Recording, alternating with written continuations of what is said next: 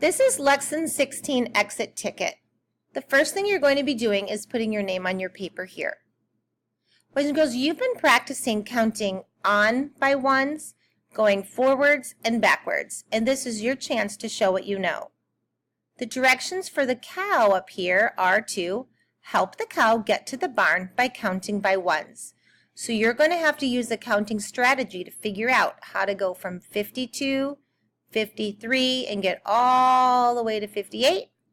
And then you're going to have to count down from 52 to fill in these two stepping stones. So you're going to use your pencil and write small and neatly and no backwards numbers. Pause the video until you count and put your number on all these stepping stones for the cow. Welcome back. Okay, what you're going to do for this one is help the boy get to his present.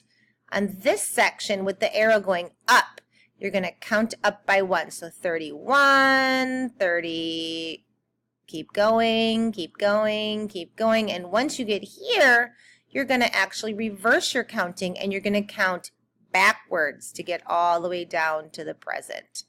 So don't just keep going. Don't say 31, 32, 33, 34, 35. Uh-oh. Remember, you're going to count up and then count backwards. All right, good luck.